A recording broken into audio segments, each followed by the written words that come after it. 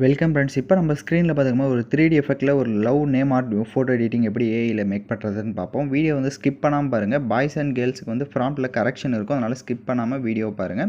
So இப்போ வாங்க வீடியோக்குள்ளே போகலாம். ஸோ முதல்ல க்ரோம் ப்ரௌசர் ஓப்பன் பண்ணிவிட்டு கூகுள் ஜெமினி அப்படின்னு வந்து சர்ச் பண்ணுங்கள். ஸோ சேனலுக்கு ஃபஸ்ட் டைம் வந்திருக்கீங்கன்னா சப்ஸ்கிரைப் பண்ணிவிட்டு வீடியோ பார்த்துட்டு இருக்க எல்லோரும் ஒரு லைக் பண்ணிவிட்டு பாருங்கள்.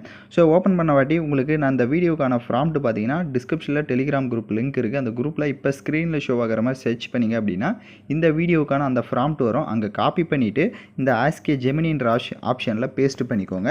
ஸோ இதில் மேலே ஸ்க்ரோல் பண்ணுங்கள், உங்களுக்கு கரெக்ஷன் வந்து சொல்லிடுறேன். ஸோ ஃபஸ்ட்டு பேராகிராஃபில் பார்த்தீங்கன்னா உங்களுக்கு வந்துட்டு இது வந்து பாய்ஸ்க்கான ப்ராம்ப்ட்டை நான் எக்ஸாம்பிளுக்கு காப்பி பண்ணியிருக்கேன். ஸோ கேர்ள்ஸாக இருந்தால் இது வந்துட்டு எப்படி சேஞ்ச் பண்ணணும்னு சொல்லிடுறேன்.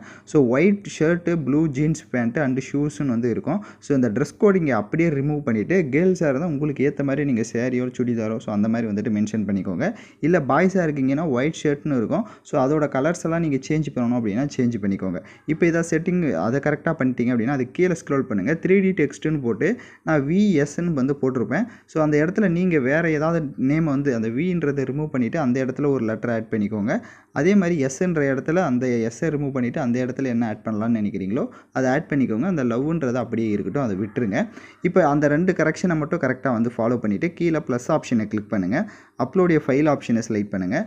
உங்களோட ஃபோட்டோ வந்து நல்லா கிளியராக இருக்கிற மாதிரி வந்து ஃபோட்டோவாக செலக்ட் பண்ணுங்கள். அப்போ தான் உங்களோட ஃபேஸ் கட் மாதிரி அது கரெக்டாக வரும்.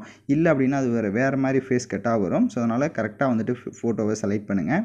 இப்போ ஃபோட்டோவை செலக்ட் பண்ண வாட்டி கீழே சென்ட் ஆப்ஷனை கிளிக் பண்ணுங்கள். கொஞ்சம் வெயிட் பண்ணுங்கள், உங்களோட ஃபோட்டோ வந்து ஜென்ரேட் ஆகும்.